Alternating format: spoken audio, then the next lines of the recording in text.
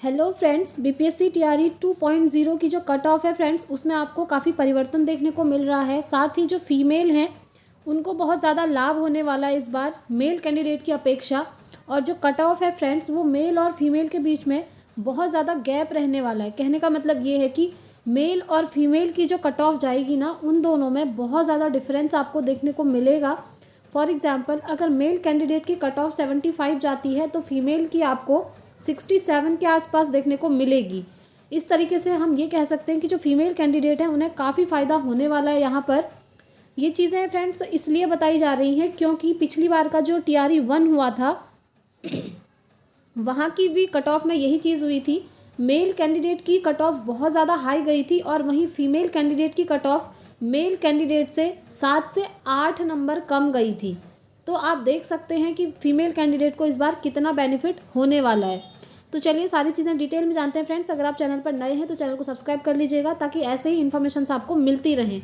अब देखिए फ्रेंड्स, ये चीज़ तो क्लियर हो गई कि मेल और फीमेल की जो कट ऑफ मार्क्स हैं उनमें 8 से 9 नंबर का अंतर आपको देखने को मिलेगा ही मिलेगा। ठीक है, मेल और फीमेल की बात हो गई। और देखिए, जो फीमेल कैंडिडेट्स हैं वो मेल कैंडिडेट की सीट पर भी फाइट करेंगी, बट जो मेल कैंडिडेट हैं वो फीमेल की सीट पर नहीं आ सकते हैं। ये चीज़ भी है। ठीक है, और देखिए जो कट ऑफ है ना, वो आपकी डिपेंड करेगी फ्रेंड्स सबसे पहले नंबर ऑफ़ वैकेंसी पर। कितनी वैकेंसी है यानी कि कितने पोस्ट हैं, कितने पद खाली हैं, इस पर डिपेंड करेगा सबसे पहले। दूसरा, पेपर का क्या लेवल था, उस लेवल पर डिपेंड करेगा। और तीसरा, प्रेजेंट स्टूडेंट्स मतलब कितने स्टूडेंट्स ने एग्ज़ाम दिया था। अब देखिए, फॉर्म तो लाखों में भरे थे, 3 लाख के आसपास। अब ज़रूरी तो नहीं है कि सारे स्टूडेंट्स एग्ज़ाम देने आ जाएं, है ना। काफ़ी स्टूडेंट्स ऐसे भी होते हैं जो एग्ज़ाम देने नहीं आ पाते हैं कुछ रीजंस की वजह से। तो आपकी जो कट ऑफ बनेगी ना, वो इन्हीं चीज़ों को ध्यान में रखते हुए बनेगी। कितने स्टूडेंट्स ने एग्ज़ाम दिया है, पेपर का लेवल क्या है, साथ ही साथ पदों की संख्या कितनी है। ठीक है, तो सारी चीज़ें हम एक बार देख लेते हैं। यहाँ पर स्क्रीन पे आप देख पा रहे होंगे। यहाँ पर अगर हम 6 to 8 की बात करें फ्रेंड्स, तो टोटल 31,982 पद आपको यहाँ पर देखने को मिल रहे हैं। अब ये जो 31,982 हैं, ये जो हैं डिवाइडेड हैं अलग अलग सब्जेक्ट्स में। जैसे मैथ्स और साइंस में अलग होंगे, सामाजिक विज्ञान में अलग पद, हिंदी में अलग, इंग्लिश में अलग, संस्कृत में अलग, उर्दू में अलग। अगर हम यहाँ पर टोटल पदों की बात करें, जैसे मैथ्स और साइंस में टोटल पद कितने हैं, 5,850। ठीक है, ये जो मेल कैंडिडेट हैं उनके, और फीमेल के हैं 5,608। इसी तरीके से सामाजिक विज्ञान में टोटल मेल कैंडिडेट के पद हैं 4,180 और टोटल फीमेल कैंडिडेट के पद हैं 4,036। इधर अगर हम हिंदी की बात करें तो मेल कैंडिडेट के टोटल पद हैं 1,722 और फीमेल के 1,739। उसके बाद अंग्रेजी आता है। अंग्रेजी में अगर हम देखें तो मेल कैंडिडेट के टोटल 2,314 पद हैं और इधर फीमेल के 2,278 पद हैं। संस्कृत की अगर बात करें तो मेल कैंडिडेट के टोटल 1,133 पद हैं और फीमेल के 1,177 पद हैं। इधर उर्दू में अगर हम देखें, मेल कैंडिडेट के टोटल पद हैं 941 और फीमेल के हैं आपके 1,004 पद। ठीक है, इस तरीके से अगर हम टोटल देखें तो ये आपका टोटल हो जाता है। टोटल मेल कैंडिडेट्स के पद हैं 16,140 और टोटल फीमेल कैंडिडेट्स के हैं 15,842। और अगर आप इन दोनों को ऐड कर देंगे तो ये आ जाएगा 31,982 पद। तो देखिए इतने पद हैं और ये पद जो है अलग अलग सब्जेक्ट्स में यहाँ पर इस तरीके से डिवाइडेड हैं। अब इसमें भी क्या है ना फ्रेंड्स, अनरिजर्व के अलग पद हैं, ईडब्ल्यूएस के अलग पद हैं, ईबीसी के अलग हैं, बीसी के अलग हैं। इस तरीके से पूरा ये डिवाइडेड है। ईडब्ल्यूएस के अलग हैं, यहाँ पर आपको देखने को मिल रहे होंगे। ये देखिए, मैं थोड़ा सा जूम करके आपको दिखा देती हूँ।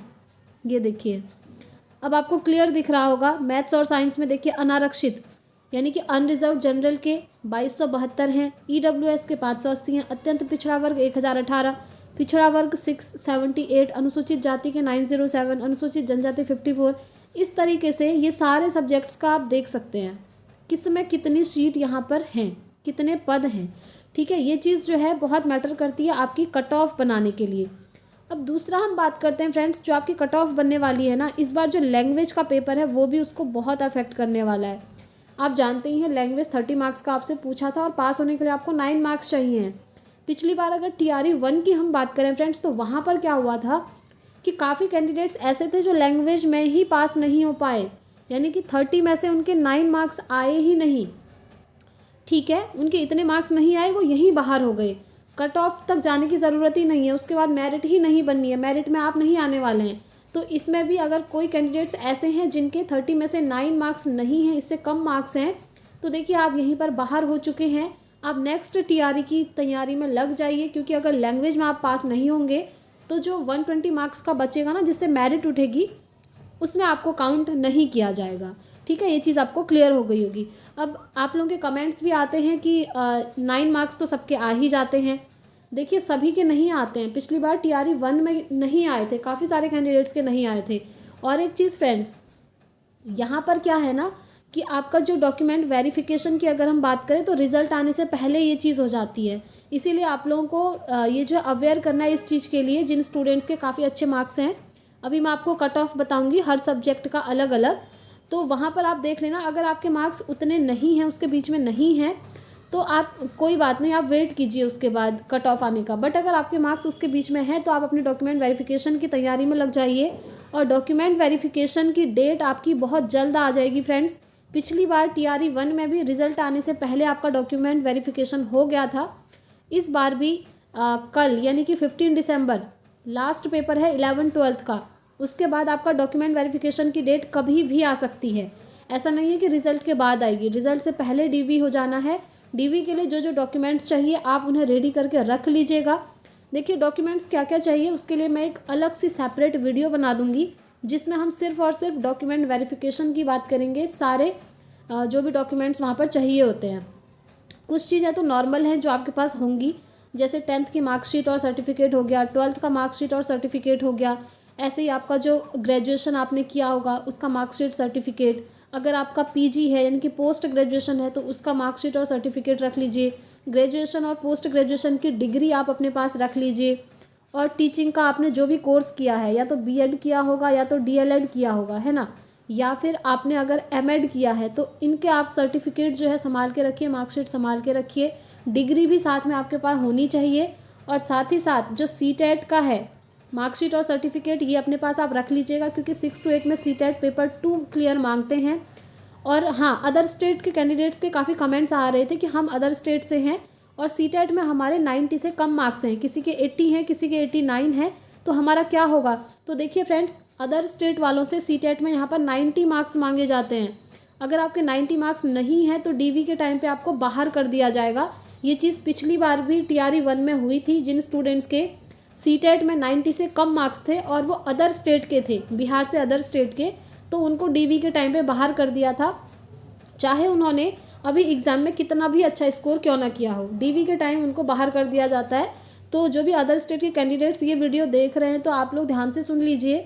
सीटेट में आपसे 90 मार्क्स मांगे जाते हैं, ठीक है। 90 मार्क्स आपके हैं तो आप डॉक्यूमेंट वेरिफिकेशन के लिए रेडी रहिए। अदरवाइज़ डीवी के टाइम पे पिछली बार की तरह आपको बाहर किया जा सकता है। पूरे पूरे यही चांसेस हैं फ्रेंड्स, क्योंकि मैं आपको झूठी होप नहीं दूंगी कि आपका वहाँ पर ज्वाइनिंग हो जाएगी।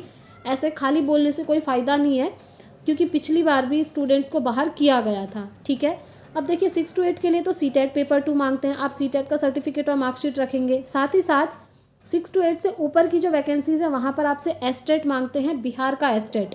तो जिन भी स्टूडेंट्स ने एस्टेट किया है वो जो है एस्टेट का सर्टिफिकेट अपने पास रखेंगे। साथ ही आपका जो जाति प्रमाण पत्र होता है वो संभाल कर रखिए, अपना आय संभाल कर रख दीजिए, निवास प्रमाण पत्र है, और जो ईडब्ल्यूएस कैटेगरी के हैं वो ईडब्ल्यूएस का certificate, OBC non creamy layer वाला जो होता है एनसीएल। तो देखिए डॉक्यूमेंट वेरिफिकेशन की एक नेक्स्ट वीडियो बना दूंगी सेपरेट, वहाँ से आपको क्लियर हो जाएगा।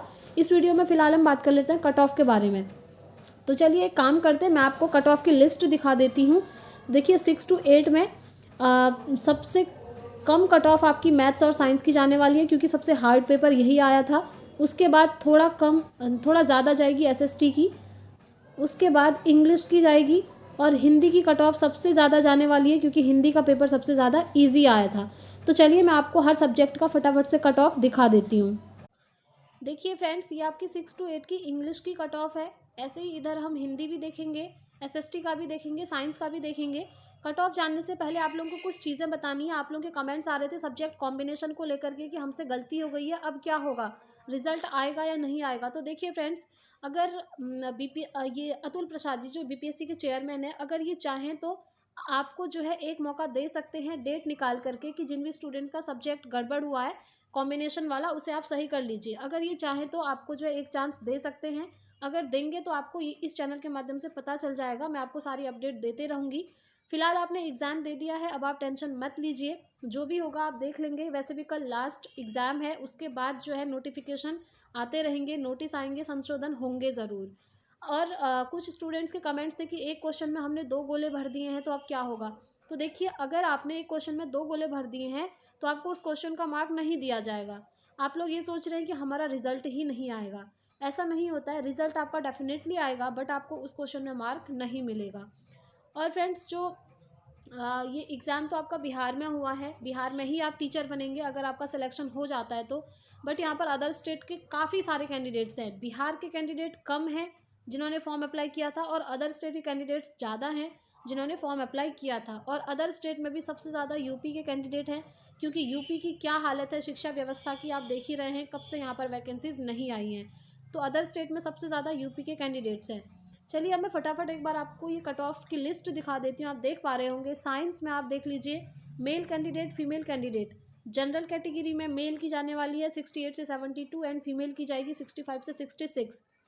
मेल ओबीसी कैंडिडेट 64 से 65, फीमेल 62 से 64, ईडब्ल्यूएस 62 से 63 और ईडब्ल्यूएस फीमेल 60 से 61, बीसी 50 से 58 से 60 एंड बीसी फीमेल 58 से 59, ईबीसी मेल 55 से 56, ईबीसी फीमेल 55 से 56, एससी कैटेगरी मेल कैंडिडेट 53 से 54 और फीमेल की जाएगी 47 से 50, एसटी मेल कैंडिडेट 54 से 56 एंड एसटी फीमेल 49 से 51।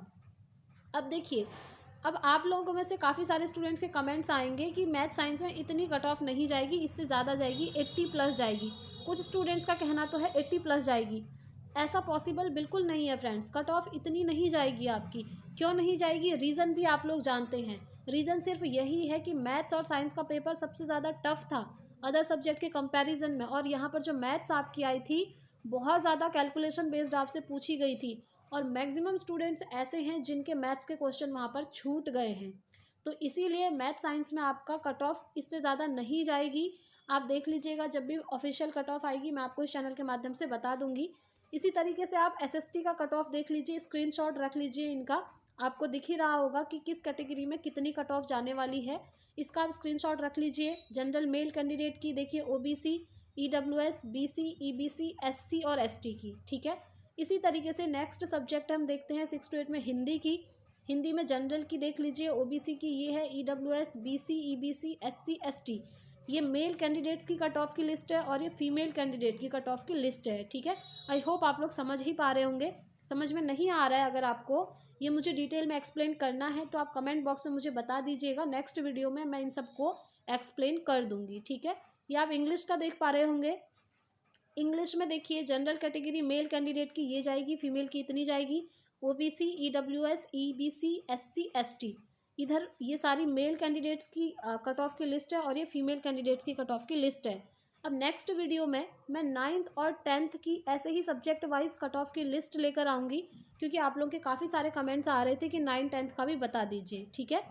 तो आई होप आपको वीडियो पसंद आई होगी फ्रेंड्स। पसंद आई है तो लाइक एंड शेयर कर लीजिएगा और चैनल को सब्सक्राइब करके बेल आइकन ज़रूर प्रेस कीजिए, ताकि इस चैनल पर जितनी भी वीडियोस आएंगी आपको उनकी नोटिफिकेशन टाइम से मिल सके।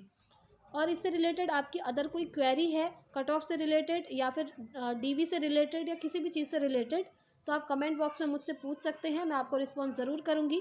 इस वीडियो में इतना ही रखते हैं फ्रेंड्स, मिलेंगे अब हम नेक्स्ट वीडियो में नेक्स्ट अपडेट के साथ। Thanks for watching.